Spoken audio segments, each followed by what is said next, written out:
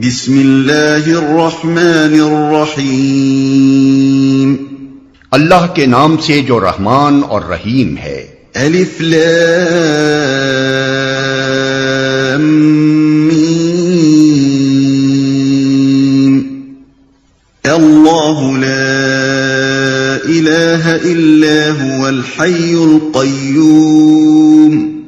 الف لام میم، اللہ وہ زندہ جاوید ہستی جو نظام کائنات کو سنبھالے ہوئے ہے، حقیقت میں اس کے سوا کوئی خدا نہیں ہے۔ نزل عليك الكتاب بالحق مصدقا لما بين يديه وأنزل التوراة والإنجيل۔ اس نے تم پر یہ کتاب نازل کی جو حق لے کر آئی ہے اور ان کتابوں کی تصدیق کر رہی ہے جو پہلے سے آئی ہوئی تھی۔ اس سے پہلے وہ انسانوں کی ہدایت کے لیے تورات اور انجیل نازل کر چکا ہے۔ عام طور پر لوگ تورات سے مراد بائبل کے پرانے عہد نامے کی ابتدائی 5 کتابیں اور انجیل سے مراد نئے عہد نامے کی 4 مشہور انجیلیں لے لیتے ہیں۔ اس وجہ سے یہ الجھن پیش آتی ہے کہ کیا فی الواقع یہ کتابیں کلام الہی ہیں اور کیا واقعی قرآن ان سب باتوں کی تصدیق کرتا ہے جو ان میں درج ہیں؟ لیکن اصل حقیقت یہ ہے کہ تورات بائبل کی پہلی 5 کتابوں کا نام نہیں ہے، بلکہ وہ ان کے اندر مندرج ہے، اور انجیل نئے عہد نامے کی اناجیل 4 کا نام نہیں ہے، بلکہ وہ ان کے اندر پائی جاتی ہے۔ دراصل تورات سے مراد وہ احکام ہیں جو حضرت موسیٰ علیہ السلام کی بعثت سے لے کر ان کی وفات تک تقریباً 40 سال کے دوران میں ان پر نازل ہوئے۔ ان میں سے 10 احکام تو وہ تھے جو اللہ تعالیٰ نے پتھر کی لوحوں پر کندہ کر کے انہیں دیے تھے۔ باقی ماندہ احکام کو حضرت موسیٰ علیہ السلام نے لکھوا کر اس کی 12 نقلیں بنی اسرائیل کے 12 قبیلوں کو دے دی تھی، اور ایک نقل بنی لادی کے حوالے کی تھی تاکہ وہ اس کی حفاظت کریں۔ اسی کتاب کا نام تورات تھا۔ یہ ایک مستقل کتاب کی حیثیت سے بیت المقدس کی پہلی تباہی کے وقت تک محفوظ تھی۔ اس کی ایک کاپی جو بنی لادی کے حوالے کی گئی تھی، پتھر کی لوحوں سمیت عہد کے صندوق میں رکھ دی گئی تھی، اور بنی اسرائیل اس کو توریت ہی کے نام سے جانتے تھے۔ لیکن اس سے ان کی غفلت اس حد کو پہنچ چکی تھی کہ یہودیہ کے بادشاہ یوسیہ کے عہد میں جب ہیکل سلیمانی کی مرمت ہوئی تو اتفاق سے سردار کاہن یعنی ہیکل کے سجادہ نشین اور قوم کے سب سے بڑے مذہبی پیشوا خلقیہ کو ایک جگہ توریت رکھی ہوئی مل گئی، اور اس نے ایک عجوبے کی طرح اسے شاہی منشی کو دیا، اور شاہی منشی نے اسے لے جا کر بادشاہ کے سامنے اس طرح پیش کیا جیسے ایک عجیب انکشاف ہوا ہے۔ ملاحظہ ہو سلاطین باب 22 آیت 8 تا 13۔ یہی وجہ ہے کہ جب بخت نصر نے یروشلم فتح کیا اور ہیکل سمیت شہر کی اینٹ سے اینٹ بجا دی تو بنی اسرائیل نے تورات کے وہ اصل نسخے جو ان کے ہاں طاق نسیہ پر رکھے ہوئے تھے اور بہت تھوڑی تعداد میں تھے ہمیشہ کے لیے گم کر دیے۔ پھر جب عذرا کاہن یعنی عزیر کے زمانے میں بنی اسرائیل کے بچے کھچے لوگ بابل کی اسیری سے واپس یروشلم آئے اور دوبارہ بیت المقدس تعمیر ہوا تو عذرا نے اپنی قوم کے چند دوسرے بزرگوں کی مدد سے بنی اسرائیل کی پوری تاریخ مرتب کی جو اب بائبل کی پہلی 17 کتابوں پر مشتمل ہے۔ اس تاریخ کے 4 باب یعنی خروج، اخبار، گنتی اور استثناء حضرت موسیٰ علیہ السلام کی سیرت پر مشتمل ہیں، اور اس سیرت ہی میں تاریخ نزول کی ترتیب کے مطابق تورات کی وہ آیات بھی حسب موقع درج کر دی گئی ہیں جو عذرا اور ان کے مددگار بزرگوں کو دستیاب ہو سکیں۔ بس دراصل اب تورات ان منتشر اجزاء کا نام ہے جو سیرت موسیٰ علیہ السلام کے اندر بکھرے ہوئے ہیں۔ ہم انہیں صرف اس علامت سے پہچان سکتے ہیں کہ اس تاریخی بیان کے دوران میں جہاں کہیں سیرت موسوی کا مصنف کہتا ہے کہ خدا نے موسیٰ سے یہ فرمایا یا موسیٰ نے کہا کہ خداوند تمہارا خدا یہ کہتا ہے، وہاں سے تورات کا ایک جز شروع ہوتا ہے، اور جہاں پھر سیرت کی تقریر شروع ہو جاتی ہے وہاں وہ جز ختم ہو جاتا ہے۔ بیچ میں جہاں کہیں کوئی چیز بائبل کے مصنف نے تفسیر و تشریح کے طور پر بڑھا دی ہے وہاں ایک عام آدمی کے لیے یہ تمیز کرنا سخت مشکل ہے کہ آیا یہ اصل تورات کا حصہ ہے یا شرح و تفسیر۔ تاہم جو لوگ کتب آسمانی میں بصیرت رکھتے ہیں وہ ایک حد تک صحت کے ساتھ یہ معلوم کر سکتے ہیں کہ ان اجزاء میں کہاں کہاں تفسیری و تشریحی اضافے ملحق کر دیے گئے ہیں۔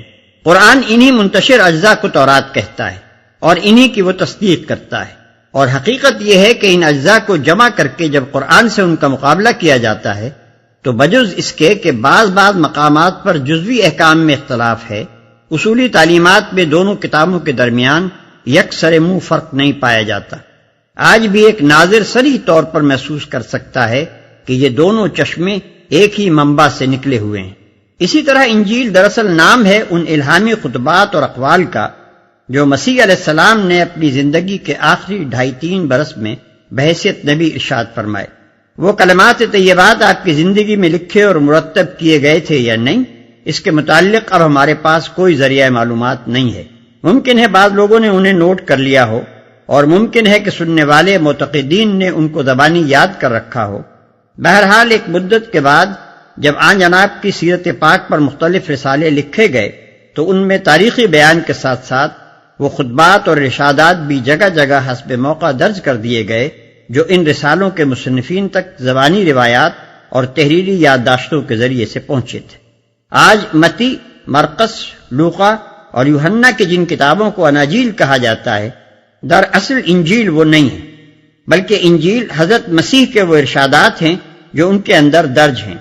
ہمارے پاس ان کو پہچاننے اور مصنفین سیرت کے اپنے کلام سے ان کو ممیز کرنے کا اس کے سوا کوئی ذریعہ نہیں ہے کہ جہاں سیرت کا مصنف کہتا ہے کہ مسیح نے یہ فرمایا یا لوگوں کو یہ تعلیم دی، صرف وہی مقامات اصل انجیل کے اجزاء ہیں۔ قرآن انہی اجزاء کے مجموعے کو انجیل کہتا ہے اور انہی کی وہ تصدیق کرتا ہے۔ آج کوئی شخص ان بکھرے ہوئے اجزاء کو مرتب کر کے قرآن سے ان کا مقابلہ کر کے دیکھے تو وہ دونوں میں بہت ہی کم فرق پائے گا، اور جو تھوڑا بہت فرق محسوس ہوگا وہ بھی غیر متعصبانہ غور و تأمل کے بعد بآسانی حل کیا جا سکے گا۔ من قبل هدى للناس وأنزل الفرقان إن الذين كفروا بآيات الله لهم عذاب شديد والله عزيز ذو انتقام۔ اور اس نے وہ کسوٹی اتاری ہے جو حق اور باطل کا فرق دکھانے والی ہے۔ اب جو لوگ اللہ کے فرامین کو قبول کرنے سے انکار کریں ان کو یقیناً سخت سزا ملے گی۔ اللہ بے پناہ طاقت کا مالک ہے اور برائی کا بدلہ دینے والا ہے۔ ان اللہ لا يخفى عليه شيء في الارض ولا في السماء۔ زمین اور آسمان کی کوئی چیز اللہ سے پوشیدہ نہیں، یعنی وہ کائنات کی تمام حقیقتوں کا جاننے والا ہے، لہذا جو کتاب اس نے نازل کی ہو وہ سراسر حق ہی ہونی چاہیے، بلکہ خالص حق صرف اسی کتاب میں انسان کو میسر آ سکتا ہے جو اس علیم و دانا کی طرف سے نازل ہو۔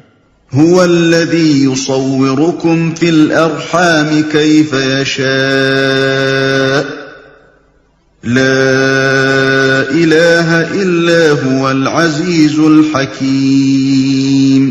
وہی تو ہے جو تمہاری ماؤں کے پیٹ میں تمہاری صورتیں جیسی چاہتا ہے بناتا ہے، اس زبردست حکمت والے کے سوا کوئی اور خدا نہیں ہے۔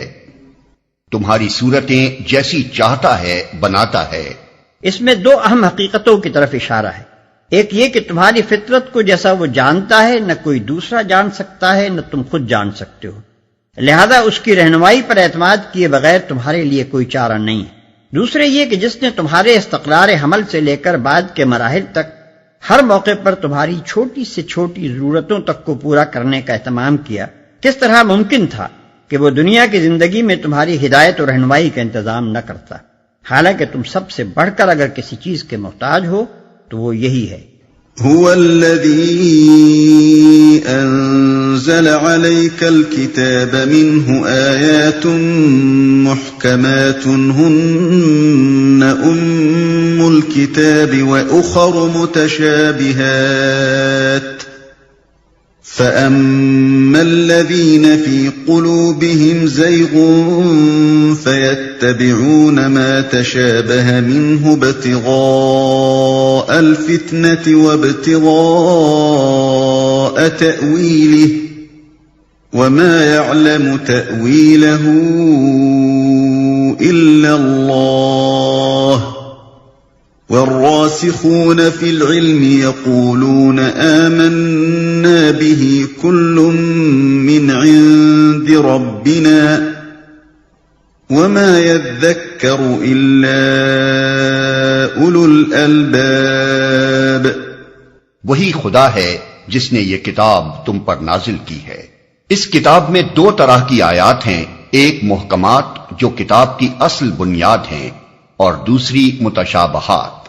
جن لوگوں کے دلوں میں ٹیڑھ ہے وہ فتنے کی تلاش میں ہمیشہ متشابہات ہی کے پیچھے پڑے رہتے ہیں اور ان کو معنی پہنانے کی کوشش کیا کرتے ہیں، حالانکہ ان کا حقیقی مفہوم اللہ کے سوا کوئی نہیں جانتا.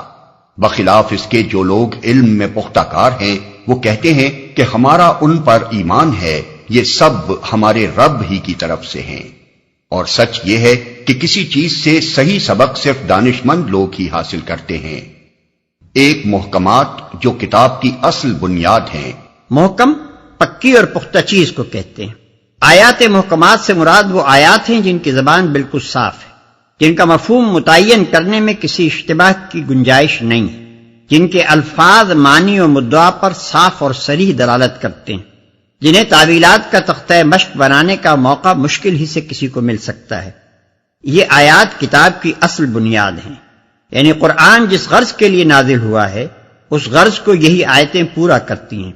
انہی میں اسلام کی طرف دنیا کو دعوت دی گئی ہے، انہی میں عبرت اور نصیحت کی باتیں فرمائی گئی ہیں، انہی میں گمراہیوں کی تردید اور راہ راست کی توضیح کی گئی ہے، انہی میں دین کے بنیادی اصول بیان کیے گئے ہیں، انہی میں عقائد، عبادات، اخلاق، فرائض اور امر و نہی کے احکام ارشاد ہوئے ہیں.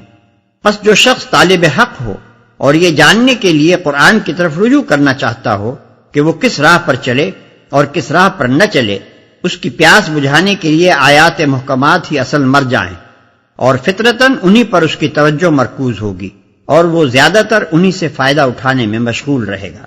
اور دوسری متشابہات یعنی وہ آیات جن کے مفہوم میں اشتباہ کی گنجائش ہے. یہ ظاہر ہے کہ انسان کے لیے زندگی کا کوئی راستہ تجویز نہیں کیا جا سکتا جب تک کائنات کی حقیقت اور اس کے آغاز و انجام اور اس میں انسان کی حیثیت اور ایسے ہی دوسرے بنیادی امور کے متعلق کم سے کم ضروری معلومات انسان کو نہ دی جائیں. اور یہ بھی ظاہر ہے کہ جو چیزیں انسان کے حواس سے ماورا ہیں، جو انسانی علم کی گرفت میں نہ کبھی آئی ہیں نہ آ سکتی ہیں، جن کو اس نے نہ کبھی دیکھا، نہ چھوا، نہ چکھا، ان کے لیے انسانی زبان میں نہ ایسے الفاظ مل سکتے ہیں جو انہی کے لیے وضع کیے گئے ہوں، اور نہ ایسے معروف اسالیب بیان مل سکتے ہیں جن سے ہر سامع کے ذہن میں ان کی صحیح تصویر کھنچ جائے. لامحالہ یہ ناگزیر ہے کہ اس نوعیت کے مضامین کو بیان کرنے کے لیے الفاظ اور اسالیب بیان وہ استعمال کیے جائیں جو اصل حقیقت سے قریب تر مشابہت رکھنے والی محسوس چیزوں کے لیے انسانی زبان میں پائے جاتے ہیں. چنانچہ مابعد الطبعی مسائل کے بیان میں قرآن کے اندر ایسی ہی زبان استعمال کی گئی ہے، اور متشابہات سے مراد وہ آیات ہیں جن میں یہ زبان استعمال ہوئی ہے. لیکن اس زبان کا زیادہ سے زیادہ فائدہ بس اتنا ہی ہو سکتا ہے کہ آدمی کو حقیقت کے قریب تک پہنچا دے یا اس کا ایک دھندلا سا تصور پیدا کر دے. ایسی آیات کے مفہوم کو متعین کرنے کی جتنی زیادہ کوشش کی جائے گی اتنے ہی زیادہ اشتباہات و احتمالات سے سابقہ پیش آئے گا، حتیٰ کہ انسان حقیقت سے قریب تر ہونے کے بجائے اور زیادہ دور ہوتا چلا جائے گا. پس جو لوگ طالب حق ہیں اور ذوق فضول نہیں رکھتے وہ تو متشابہات سے حقیقت کے اس دھندلے تصور پر قناعت کر لیتے ہیں جو کام چلانے کے لیے کافی ہے، اور اپنی تمام تر توجہ محکمات پر صرف کرتے ہیں. مگر جو لوگ بالفضول یا فتنہ جو ہوتے ہیں ان کا تمام تر مشغلہ متشابہات ہی کی بحث و تنقیب ہوتا ہے. یہ سب ہمارے رب ہی کی طرف سے ہیں. یہاں کسی کو یہ شبہ نہ ہو کہ جب وہ لوگ متشابہات کا صحیح مفہوم جانتے ہی نہیں تو ان پر ایمان کیسے لے آئے. حقیقت یہ ہے کہ ایک معقول آدمی کو قرآن کے کلام اللہ ہونے کا یقین محکمات کے مطالعے سے حاصل ہوتا ہے، نہ کہ متشابہات کی تعویلوں سے. اور جب آیات محکمات میں غور و فکر کرنے سے اس کو یہ اطمینان حاصل ہو جاتا ہے کہ یہ کتاب واقعی اللہ ہی کی کتاب ہے تو پھر متشابہات اس کے دل میں کوئی خلجان پیدا نہیں کرتے. جہاں تک ان کا سیدھا سادھا مفہوم اس کی سمجھ میں آ جاتا ہے اس کو وہ لے لیتا ہے، اور جہاں پیچیدگی رونما ہوتی ہے وہاں کھوج لگانے اور موشگافیاں کرنے کے بجائے وہ اللہ کے کلام پر مجمل ایمان لا کر اپنی توجہ کام کی باتوں کی طرف پھیر دیتا ہے. ربنا لا تزغ قلوبنا بعد إذ هديتنا وهب لنا من لدنك رحمة إنك أنت الوهاب. وہ اللہ سے دعا کرتے رہتے ہیں کہ پروردگار جب تو ہمیں سیدھے رستے پر لگا چکا ہے تو پھر کہیں ہمارے دلوں کو کجی میں مبتلا نہ کر دیجیو، ہمیں اپنے خزانہ فیض سے رحمت عطا کر کہ تو ہی فیاض حقیقی ہے. ربنا إنك جامع الناس ليوم لا ريب فيه إن الله لا يخلف الميعاد.